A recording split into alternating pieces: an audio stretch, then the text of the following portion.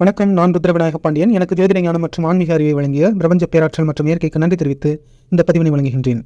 நம்மகிட்ட ஒரு ஜாதகர் அவருடைய மனைவி தொடர்பான ஜாதக தகவல் கொடுத்து அவருடைய விளக்கம் தெரிந்து கொள்ள ஆசைப்பட்டார். அவருடைய பிறந்த தகவல் அடிப்படையில் அவருக்கு இருக்கக்கூடிய கிரக அமைப்புகள் என்ன பலன்களை சொல்கின்றன என்பதை தெரிந்து கொள்ள இருக்கின்றோம். குறிப்பாக அவர் கேட்ட கேள்வி என்னவென்றால், அவர் மனைவிக்கு ஆரோக்கிய குறைபாடுகள் அடிக்கடி ஏற்படுகின்றன.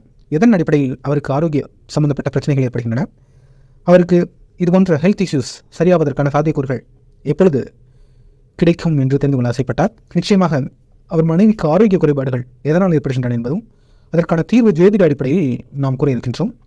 குறிப்பாக ஆரோக்கியம் சார்ந்து மருத்துவ தீர்வுகள், மருத்துவ ஆலோசனைகள் எடுத்துக்கொள்வது மிக மிக சிறப்பு. ஆனால் ஜோதிடத்தின் அடிப்படையில் நிச்சயமாக தெளிவாக ஒருவருடைய ஆரோக்கிய குறைபாடுகளை எடுத்துக்காட்ட முடியும். ஜோதிடம் தொடர்பாக ஒருவருடைய ஆயுள் காரகன் என்றால் அது சனி பகவானை ஆயுள் காரகனாக இருக்கின்றார். மற்றும் ஒருவருடைய நவாம்சம், ராசி கட்டம், தசாபதிகள் சார்ந்து அவருடைய லக்னம் 3ஆம் இடம், 6 மற்றும் 8, 10ஆம் இடம் சார்ந்து ஒருவருடைய ஆயுளையும் ஆரோக்கியத்தையும் நாம் தீர்மானிக்க முடியும். அவருடைய 3ஆம் இடம் என்பது கர்ம கழிவுகளை நீக்கக்கூடிய இடமாகவும், 6ஆம் இடம் என்பது ஆரோக்கியம் எப்படிப்பட்ட பிரச்சனைகளை கொடுக்கக்கூடியதாக இருக்கின்றது என்பதையும், 8ஆம் இடம் என்பது அவருடைய ஆயுள் பாதுகாப்பு தொடர்பான கட்டமாகவும், மற்றும் 10ஆம் இடம் என்பது அவருடைய கர்ம பலன்களை, எப்படிப்பட்ட பலன்கள் அவர் அனுபவிக்கின்றார் என்பதை சுட்டிக்காட்டக்கூடிய இடங்களாக இருப்பதனால் இந்த 3, 6, 8, 10 ஒருவருடைய வாழ்வியலை முழுமையாக தீர்மானிக்கக்கூடியதாக இருக்கின்றது. குறிப்பாக அவருடைய உடல் ஆரோக்கியம் சார்ந்து அவர் எப்படிப்பட்ட வல்லமை பொருந்தியவராக இருப்பார் என்பதை தெரிந்து கொள்ள இந்த இடங்களை பார்த்து நாம் அவருடைய ஆரோக்கியம் சார்ந்த பிரச்சனைகளை தெளிவாக புரிந்து கொண்டு அதன் அடிப்படையில் தீர்வு காண முடியும். மற்றும் சனி என்பது அவருடைய ஆயுள்காரனாக இருப்பதனால் சனி எப்படிப்பட்ட நிலையில் இருக்கின்றார் மற்றும் எந்த கிரகம் வலுவில்லாமல் இருக்கின்றது என்பதை தெரிந்து கொண்டு அந்த கிரகத்தை வலுப்படுத்தும் பொழுது நிச்சயமாக அவருடைய ஆயுள் மேம்படுவதற்கான சாத்தியக்கூறுகள் உண்டாகும். இவருடைய நவாம்சம் சார்ந்த முதலில் பார்த்துவிடாமல், நவாம்சத்தில் லக்னத்திலேயே மாந்தியும் மற்றும் சூரியனும் இருக்கின்றார்கள். அவருக்கு 2ஆம் இடத்தில் சுக்கிரனும் சனியும் இருக்கக்கூடிய கிரக அமைப்பை பெற்றிருக்கின்றார். 3ஆம் இடம் கேதுவும், இவருடைய 4ஆம் அதிபதியான சூரியன் லக்னத்தில் வருகின்றார். இவருக்கு 6ஆம் இடம் செவ்வாய் இருக்கின்றது. இதன் அடிப்படையில் பார்க்கும்பொழுது இவருக்கு இரத்த ஓட்டம், இரத்த அழுத்தம் சம்பந்தப்பட்ட பிரச்சனைகள் இருப்பதற்கான சாத்தியக்கூறுகள் அதிகமாக இருக்கின்றன. லக்னத்திலேயே சூரியன் இருப்பதனால் இவருக்கு, அதுவும் 4ஆம் அதிபதியான சூரியன் லக்னத்திலே இருப்பது, இது போன்ற இரத்த ஓட்டம் சம்பந்தப்பட்ட, மன அழுத்தம் சம்பந்தப்பட்ட பிரச்சனைகள் ஏற்படுவதற்கு வாய்ப்புகள் அதிகமாக இருக்கின்றன. உணர்வு ரீதியான பிரச்சனைகளை எதிர்கொள்வதற்கான சாத்தியக்கூறுகள் உண்டு. இது அவருக்கு நவாம்சம் என்பது ஒரு குறிப்பிட்ட காலம் மற்றும் குழந்தை கால பருவத்தை எடுத்துரைக்கும். அதன் அடிப்படையில் இனிமை காலத்தில் இது போன்ற பிரச்சனைகளை சந்தித்திருப்பார். 6ஆம் இடத்தில் செவ்வாய் இருக்கின்றார். இவருடைய 6ஆம் அதிபதியான சுக்கிரன் 2ஆம் இடத்தில் வருவது இவருக்கு சில குறைபாடுகள் இருப்பதற்கான வாய்ப்பு. குறிப்பாக முகம், கண், பல், காது சம்பந்தப்பட்ட பிரச்சனைகள் வருவதற்கான சாத்தியக்கூறுகள் உண்டு. மற்றும் இவருக்கு 7ஆம் இடத்தில் குருவும், 9ஆம் இடத்தில் ராகுவும், 10 புதன், 12ஆம் இடத்தில் சந்திரன் வரக்கூடிய அமைப்பு பெற்றிருக்கின்றார். அதன் அடிப்படையில் ENT சம்பந்தப்பட்ட, முதுகு சம்பந்தப்பட்ட பிரச்சனைகள் வருவதற்கான சாத்தியக்கூறுகள் உண்டு என்பதை இதனுடைய நவாம்சம் சுட்டிக்காட்டத்தான் செய்கின்றது. இதற்கு இரத்த அழுத்தம், குறிப்பாக சொல்ல வேண்டும் என்றால் அதிகப்படியான பிரச்சனை என்றால் இரத்த ஓட்டம் சம்பந்தப்பட்ட, முதுகு சம்பந்தப்பட்ட, ENT சம்பந்தப்பட்ட பிரச்சனைகள் வருவதற்கான சாத்தியக்கூறுகள், தைராய்டு, இது போன்ற அமைப்புகள் தென்படுகின்றன. மற்றபடி இவருக்கு நவாம்சம் சார்ந்து பார்க்கும் பொழுது இவருடைய 3ஆம் இடத்தில் கேது வருகின்றார். 3ஆம் அதிபதி மறைகின்றார். நான் குறிப்பிட்டிருந்தேன் 3, 6, 8, 10 இந்த 4 இடங்களை முக்கியமாக பார்க்க வேண்டும். 3ஆம் இடத்தில் கேதுவும் 3ஆம் அதிபதியும் மறையக்கூடிய அமைப்பு. 6ஆம் இடத்தில் செவ்வாய் இருக்கின்றார். 6ஆம் அதிபதி 2ஆம் இடத்தில் வருவது ஓரளவு சிறப்பான அமைப்பாக இருந்தாலும் கூட இவருக்கு 6ஆம் இடத்தில் செவ்வாய் வருகின்றார். மற்றும் இவருடைய 8ஆம் அதிபதியான குரு 7ஆம் இடத்தில் வருகின்றார். இவருடைய 10ஆம் அதிபதியான சனி 2ஆம் இடத்தில் இருக்கக்கூடிய கிரக அமைப்பை பெற்றிருக்கின்றன. அதன் அடிப்படையில் இவருக்கு 8ஆம் இடம் சிறப்பாக இல்லை மற்றும் 3ஆம் இடம் சிறப்பாக இல்லை. மற்றும் 6 மற்றும் 10 ரெண்டுமே 2ஆம் இடம் சார்ந்து வருவது அவ்வளவு வலுவான ஒரு ஆரோக்கிய மேம்பாட்டை சுட்டிக்காட்டுவதாக இல்லை என்பதை தெளிவாக தெரிகின்றது. இவருக்கு ராசி கட்டம் சார்ந்து எப்படிப்பட்ட பலன்கள் இருக்கின்றன, தசாபத்தி அடிப்படையும் இவருடைய வாழ்நாள் எப்படி இருக்கப் போகின்றது என்பதை தெரிந்து கொள்ளலாம். இவருடைய 5ஆம் அதிபதியான புதன் 10லிருந்து வருவது சிறப்பான ஆயுள் பகுதியவராகவே இருக்கிறார் என்பதை இவருடைய நவாம்சம் எடுத்துக்காட்டுகின்றது.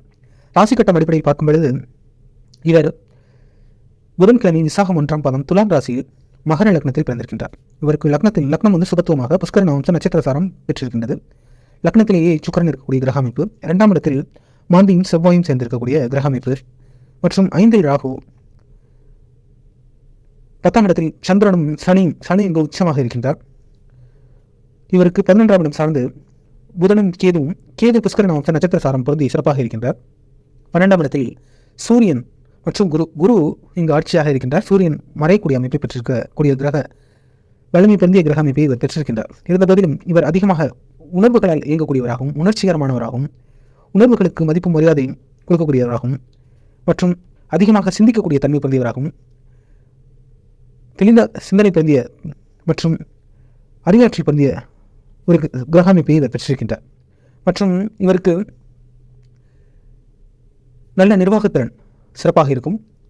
ஒரு சிறந்த ஆளுமை திறன் பொருந்தியவராக இருப்பதற்கு இந்த சூரியனும் குருவும் சேர்ந்த சேர்க்கை அமைப்பு சுட்டிக்காட்டத்தான் செய்கின்றது. இவருடைய கிரகம் சார்ந்து பார்க்கும் பொழுது புதன் இவருக்கு வக்கமாக இருக்கின்றார். மற்றும் இவர் பிறந்த பொழுது குரு திசையில் 15 வருடம் 6 மாத கால இருப்பில் பிறந்திருக்கின்றார்.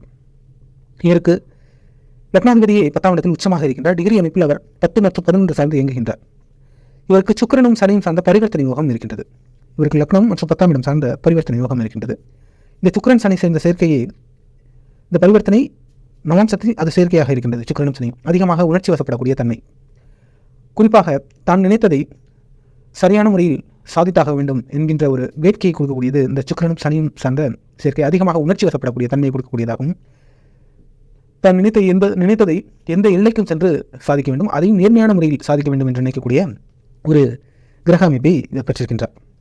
மற்றபடி அனைத்தும் சிறப்பாகவே இருக்கின்றது. லக்னாதிபதியை 10ஆம் இடத்தில் வருவது இவருக்கு அரசு சார்ந்த தொடர்புகள் ஏற்படுத்தும், மக்கள் பணிகள், பொதுப்பணி மற்றும் தொழில் சார்ந்த அமைப்புகளில் ஈடுபடுத்தும். அதே நேரம் 10ஆம் இடம் என்பது கர்ம பலன்களை அனுபவிக்கக்கூடிய தன்மை பொருந்தியதாக இருப்பதனால் இதுபோன்று லக்னாதிபதி 10ஆம் இடத்தில் வருபவர்கள் மிகவும் நுட்பமாக அலசி ஆராயக்கூடிய தன்மை பொருந்தியவர்களாக, நான் செய்தது சரியா தவறா என்பதில் மிகவும் ஒரு துல்லியமாக எதையும் செய்யக்கூடிய தன்மை பொருந்தியவராக, ஒரு விஷயம் தவறாக செய்துவிட்டால் உடனடியாக மன்னிப்பு கேட்பார்கள், சரியாக செய்துவிட்டால் அதற்கான பலன்கள் சிறப்பாக பெற வேண்டும் என்பதில் உறுதியாக இருக்கக்கூடிய தன்மையை இந்த லக்னாதிபதி 10ஆம் இடத்தில் உச்சமாக இருக்கக்கூடிய கிரக அமைப்பை சுட்டிக்காட்டுகின்றது. மற்றும் இவர்களையும் சரியாக இயங்க வேண்டும் என்று நினைப்பார்கள். மற்றவர்களும் ஏதேனும் தவறு செய்தாலும் அதை இவர்களால் ஏற்றுக்கொள்ள முடியாத தன்மை பொருந்தியவர்களாகவே இருக்கின்றார்கள். கிரக அமைப்பு வலுவாகவே இருக்கின்றது. 2ஆம் இடத்தில் இவருக்கு செவ்வாய் இருக்கின்றது. நான் குறிப்பிட்டபடி 3, 6, 8, 10 சங்க கிரக அமைப்புகள் பொறுத்து இவருடைய ஆரோக்கியம் தீர்மானிக்கப்படுகின்றது. 3ஆம் அதிபதியான குரு இவருக்கு ஆட்சியாக 12இல் வருகின்றார். நாம் முன்பே பார்த்தோம், அவருக்கு நவம்சத்திலும் 3ஆம் அதிபதி 12இல் மறையக்கூடிய அமைப்பு. இங்கு ஆட்சியாக இருப்பினும் கூட அவர் மறையக்கூடிய அமைப்பு 12ஆம் இடம் சார்ந்து, அது இவருக்கு அந்த ENT ரிலேட்டட் முதுகு மற்றும் தைராய்டு சம்பந்தப்பட்ட பிரச்சனைகளை ஏற்படுத்துவதற்கான சாத்தியக்கூறுகள் இருக்கத்தான் செய்கின்றன. ஆனாலும் அதுக்கான தீர்வை குரு நிச்சயமாக கொடுப்பதற்கு வாய்ப்பு இருக்கின்றது. மற்றும் இவருக்கு 6ஆம் இடம் சார்ந்து பார்க்கும் பொழுது 6ஆம் அதிபதியான புதன் 11ஆம் இடத்தில் வக்கரமாக இருக்கின்றார். அது ஒரு சிறப்பான அமைப்பு தான். மற்றும் இவருக்கு 8ஆம் இடம் சார்ந்து பார்க்கும் பொழுது 8ஆம் அதிபதியான சூரியன் 12இல் மறைகின்றார். இது மிக மிக பிரச்சனைக்குரிய ஒரு கிரக தன்மையை பெற்றிருக்கின்றார். மற்றும் 9ஆம் அதிபதியும் 11இல் வருகின்றது. 10ஆம் இடத்தில் சனி உச்சமாக சந்திரனுடன் சேர்ந்திருந்தாலும் இவருடைய 7ஆம் அதிபதியான சந்திரன் 10ஆம் இடத்தில் வருவது ஒரு சிறப்பான கணவர் சார்ந்த பலன்கள் இவருக்கு சிறப்பாக கிடைப்பதற்கான சாத்தியக்கூறுகள் நன்றாகவே இருக்கின்றன.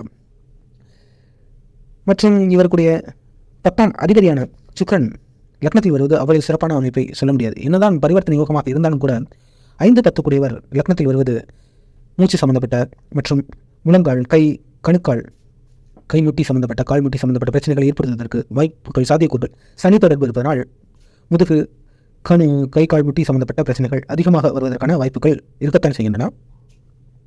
அதன் அடிப்படையில் இவருக்கு 3ஆம் இடம் மற்றும் 8ஆம் இடம் சிறப்பாக இல்லை, 10ஆம் இடமும் சிறப்பாக இல்லை. அதன் அடிப்படையில் இவருக்கு ஆரோக்கிய குறைபாடுகள் இருக்கும்.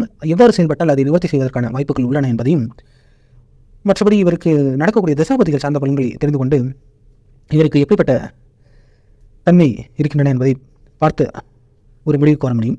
தசாபதி சார்ந்து பார்க்கும் பொழுது இவருக்கு முதலில் குரு திசை கிட்டத்தட்ட 2000 வருடம் வரை அவருக்கு குரு திசை இருந்திருக்கின்றது.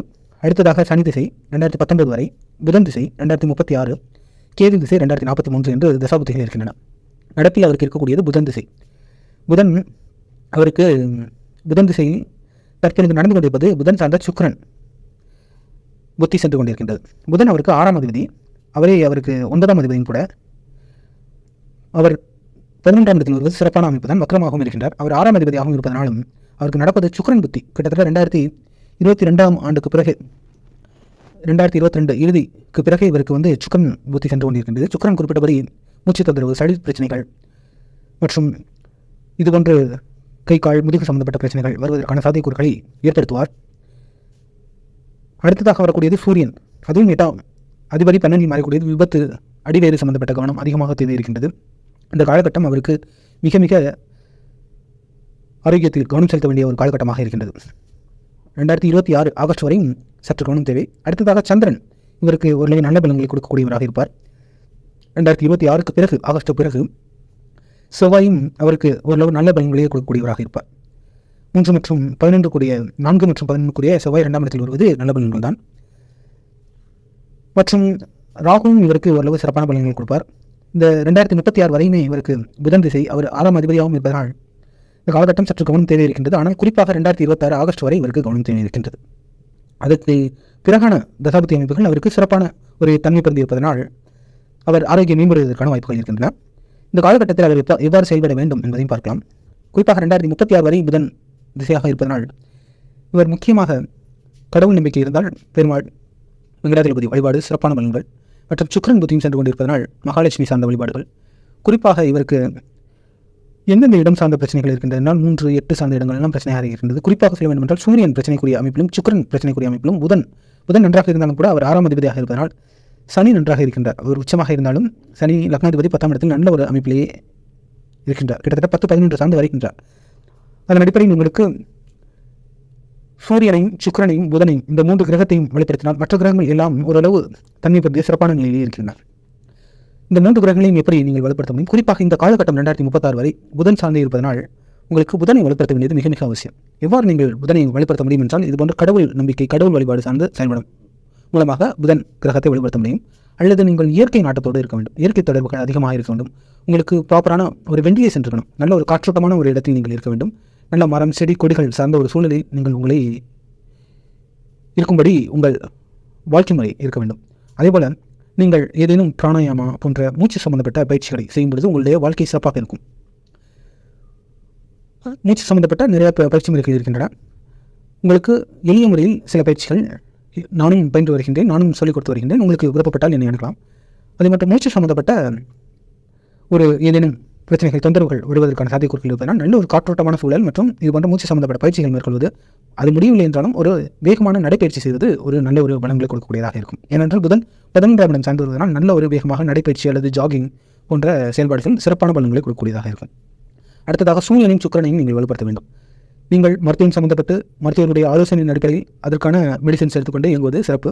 இயற்கையோடு நான் எவ்வாறு தொடர்பில் இருக்கும் பட்சத்தில் இதுபோன்ற கிரகங்களை நமக்குள் வலுப்படுத்த முடியும் என்பதை நான் சுட்டிக்காட்ட விரும்புகின்றேன். புதனின் அடிப்படையில் நீங்கள் காற்றோட்டமாக இருக்க வேண்டும். சூரியனின் அடிப்படையில் நீங்கள் வெப்பம், உடலில் வியர்வை தினமும் வருவதற்கான, சூரியனும் சுக்கிரனும் இருப்பதனால் வியர்வை உடலிலிருந்து வருவதற்கான சில ஆக்டிவிட்டி செய்யணும். அதேபோல் உங்களுக்கு காலையில் இருந்து சூரிய நமஸ்காரம் செய்வதாக இருக்கட்டும், பிராணசக்தி எந்த அளவுக்கு அதிகப்படுத்த முடியும் அதற்கான உணவு பழக்க வழக்கங்கள் மற்றும் புதன் என்பதனால் மரகதம் சார்ந்த கற்கள் அல்லது பச்சை நிற ஏதேனும் ஒரு கற்களை அறிந்து கொள்ளலாம். சூரியன் சுக்கிரன் என்பதனால் வெள்ளி சார்ந்த சில நீங்கள் அறிந்து கொள்ள வேண்டும் என்று கூட அவசியம் இல்லை. உங்களை சார்ந்து இருக்கக்கூடிய இடங்களில் வெள்ளி சார்ந்த பொருட்களாக இருக்கட்டும், காப்பர், சூரியன் என்பதனால் காப்பர், வீட்டில் அதிகமாக பிளாஸ்டிக் இது போன்ற பொருட்களை எல்லாம் தவிர்த்து விட்டு காப்பர் தொடர்பான ஒரு பாத்திரங்களையும் பண்டங்களையும் அதிகமாக யூஸ் பண்ணுவது உங்களுக்கு நல்ல ஒரு பலன்கள். வெள்ளி தொடர்பான ஒரு சில ஆபரணங்களை நீங்கள் அணிந்து கொள்வது சிறப்பான பலன்களை கொடுக்கும். அதேபோல் தங்கம் சம்பந்தப்பட்ட அடுத்து ருத்ராட்சம் அணியும் பொழுதும், ருத்ராட்சம் பெண்கள் அணியக்கூடாது என்றால் அணியலாம். அவர்கள் இது போன்ற காலகட்டத்தில் மாறிவிடாது, மற்ற காலகட்டத்தில் அணிவதை தவிர்த்துவிட்டு சில காலங்களில் அணிந்து அதை ஒரு திருநீர் வீட்டில் பூஜை அறையில் இருக்கும்பொழுது திருநீரில் வைத்துவிட்டு, மற்ற அணிய முடியாத காலகட்டத்தில் திருநீரில் அதை வைத்துவிட்டு மறுபடியும் அணிந்து கொள்வது சாலை சிறந்ததாக இருக்கும். இது போன்ற ஒரு அந்த சூரியன் கிரகத்தை சிறப்பாக உட்கிரகித்துக் கொண்டிருக்கின்ற சில பொருட்களை நம்மிடம் வைத்துக் கொள்ளும் பொழுது அதன் சார்ந்த தன்மையும் நம்மை மேம்படுத்துவதற்கான சாத்தியக்கூறுகள் உள்ளன. அதன் அடிப்படையில் நீங்கள் உணவு பழக்க வழக்கங்கள் சிறிது மாற்றிக்கொள்ள வேண்டும், இயற்கை தொடர்புகளை மாற்றிக்கொள்ள வேண்டும். சூரிய நமஸ்காரம் செய்வதாக இருக்கட்டும், இம்யூனிட்டி சம்பந்தப்பட்ட மஞ்சள் சம்பந்தப்பட்ட உணவு பழக்க வழக்கங்களை மேம்படுத்திக் கொள்ளும் பட்சத்திலும் ஆயுள் மேம்படுவதற்கான வாய்ப்புகள் சிறப்பாக இருக்கின்றன. குறிப்பாக இந்த 2026 வரையும் அவருக்கு மிக மிக ஒரு கஷ்டமான காலகட்டமாக இருக்கின்றது. ஏனென்றால் இந்த 2025 10ஆம் மாதத்துக்கு பிறகு சூரியன் அவருக்கு அதிகமான பிரச்சனைகளை கொடுக்கக்கூடியவராக இருப்பார். இந்த காலகட்டத்தில் புதனும் சூரியனும் சேரும்பொழுது அதிகமான சிந்தனையும் தேவையற்ற மன ஓட்டத்தையும் கொடுக்கும். அதுவும் நல்ல ஒரு நிலையில் இல்லை. சூரியன் மறையக்கூடிய தன்மையில் இருப்பதனால் தேவையற்ற குழப்பங்களும் சிந்தனைகளும் இந்த காலகட்டத்தில் எழுவதற்கான சாத்தியக்கூறுகள் இருப்பதனால் உடல் ஆரோக்கியத்தில் அதிகமான பிரச்சனைகளை ஏற்படுத்தும். அதன் அடிப்படையில் 2026 ஆகஸ்ட் வரை இருப்பதனால், இதுபோன்று 2036 வரை புதன் திசை இருப்பதனாலும் உங்கள் வாழ்வியல் முறைகளை சிறிது மாற்றும் பொழுதும் அந்த கிரகத்தின் தன்மைகளை உங்களுக்குள் நீங்கள் மேம்படுத்திக் கொள்ளும் பொழுதும் நிச்சயமாக அந்த கிரகம் சார்ந்த பலன்களை நீங்கள் சிறப்பாக அனுபவிக்க முடியும். அதன் அடிப்படையில் உங்களுடைய ஆரோக்கியம் மேம்படுவதற்கான சாத்தியக்கூறுகள் உள்ளன. இந்த ஜாதகம் தொடர்பாக நாம் பார்க்கக்கூடிய அனைத்து பலன்களும் 80% வாழ்வியலை முன்னே தீர்மானித்து விட்டு வருகின்றோம். இருப்பினும் அந்த 20% என்பது அந்த ஃப்ரீவின் அடிப்படையில் நம்முடைய சுயம் சார்ந்த ஒரு வாழ்வியலை நாம் எதிர்கொள்வதனால் கடந்த காலம் அடிப்படையில் ஒரு நிகழ்காலம் நிகழ்கின்றது. இந்த நிகழ்காலம் என்பது நாம் அதை புரிந்து கொண்டு மாற்றக்கூடிய வல்லமை பொருந்தியவர்களாக இருக்கின்றோம். இந்த நிகழ்காலத்தை நீங்கள் ஒரு கான்சியஸ்னஸ், விழிப்புணர்வு அடிப்படையில் மாற்றும் பொழுது உங்களுடைய எதிர்காலம் என்பது உங்களுக்கு நிச்சயமாக மாறுவதற்கான சாத்தியக்கூறுகள். எந்த ஒரு ஜோதிடரும் முழுமையாக ஒருவருடைய ஆயுள் இப்படித்தான், அவர் இந்த காலகட்டத்தில் இந்த நாளில் இப்படித்தான் என்று யாருமே சொல்லக்கூடாது, சொல்லவும் முடியாது. எதன் அடிப்படையில் என்றால், இறுதி காலகட்டம் வரை அந்த முடிவை மாற்றுவதற்கான வல்லமை படைத்தவர்களாகவே நாம் மனிதர்கள் இருக்கின்றோம். கடவுள் நமக்கான சுதந்திரத்தை கொடுத்தே நம்மை படைத்திருக்கின்றார். அதன் அடிப்படையில் எதற்குமே இதுதான் முடிவு என்பது கிடையாது. ஒரு முடிவிலிருந்து, ஒரு அழிவிலிருந்து ஒரு படைப்பு உருவாகின்றது, ஒரு முடிவிலிருந்து ஒரு தொடக்கம் உருவாகின்றது. அதன் அடிப்படையில் நாம் நம்மை மாற்றிக்கொள்ள வேண்டும். நம்மை மாற்றிக்கொள்ளாதவரை எதுவும் மாறாது. நாம் நல்ல தன்மை பொருந்தி இருந்தவர்களாக இருந்தால் நாம் நம்மை மாற்றிக்கொள்ள வேண்டிய அவசியம் இல்லை. அதே அடிப்படையிலேயே தொடர்ச்சியாக செயல்படலாம். ஆனால் கிரகம் சார்ந்த அமைப்புகள் சிறப்பாக இல்லை என்பதே, நாம் சரியான ஒரு நிலையில் இல்லை என்பதை சுட்டிக்காட்டத்தான் செய்கின்றது. சரியான நிலை என்றால் என்ன? சரியான நிலை என்றால் நாம் நல்லவர்களாக இருக்கின்றோம், மற்றவர்களுக்கு உதவுகின்றோம் என்பது மட்டும் சரியான நிலை கிடையாது. உடல் மன சமநிலையை பேணி பாதுகாப்பதும் சரியான நிலையை குறிக்கின்றது. நாம் ஆரோக்கியமாக இல்லை என்றால் நாம் சரியாக இல்லை என்று அர்த்தம். நாம் ஆரோக்கியமாக இல்லாமல் மற்றவர்களை மட்டும் மேம்படுத்திக் கொண்டு இருந்தால் அது சரியான நிலை கிடையாது. மற்றவர்களையும் மேம்படுத்த வேண்டும். அதேபோல நம்மையும் நாம் ஆரோக்கியம் அடிப்படையில் மேம்படுத்திக் கொள்ள வேண்டும். சரியான பஞ்சபூத தன்மைகளை நாம் வளர்த்துக் கொள்ள வேண்டும். சரியான உணவு, ஆரோக்கியம் சம்பந்தப்பட்ட வாழ்வியல் முறைகளை நாம் கடைபிடிப்பது அவசியமாக உள்ளது. அது சரியாக இல்லை என்பது சுட்டிக்காட்டுகின்றது. நம்மை நாம் மேம்படுத்திக் கொள்ள வேண்டும். நல்லவர்களாக வல்லவர்களாக மட்டும் இருந்தால் போதாது, ஆரோக்கியமானவர்களாகவும் இந்த வாழ்வை வாழ வேண்டிய கடமையும் சூழலும் நமக்கு இருக்கின்றது என்பதை புரிந்து கொண்டு அவர் நிச்சயமாக நீண்ட ஆயுளுடன் சிறப்பாக வாழ்வார் என்று, மற்றும் இறைவனும் இவருக்கு நல்லபடியாக ஆசீர்வதித்து, மற்றும் நல்லுணங்கள் அனைவருடைய ஆசீர்வாதத்தின் அடிப்படையில், அவர்களுடைய வேண்டுதலின் அடிப்படையில் இவருக்கு நீண்ட ஆயுளும் சிறப்பான ஒரு வாழ்க்கையும் கிடைக்கும். மற்றும் இவர் கணவரும் இவரும் சார்ந்து சிறப்பாக செயல்பட்டு இவர் வாழ்வியல் முன்னேற்றத்தை உறுதியாக சிறப்பாக அனுபவிக்க முடியும் என்பதை கூறிக்கொண்டு, இவருக்கு வாழ்வில் எல்லா புகழும் வளம் பெற்று சிறப்பாக வாழ இறைவன் அருள் புரிவார் என்று சொல்லி இந்த பதிவினை நிறைவு செய்கின்றேன். மீண்டும் ஒரு ஜாதகம் தொடர்பான விளக்கப்பதிவில் உங்களை விரைவில் சந்திக்கின்றேன். புண்ணிய காலமெல்லாம் புகழோடு வாழ்ந்திடுவீர். வையகம் செழிக்க வாழ்க வளமுடன்.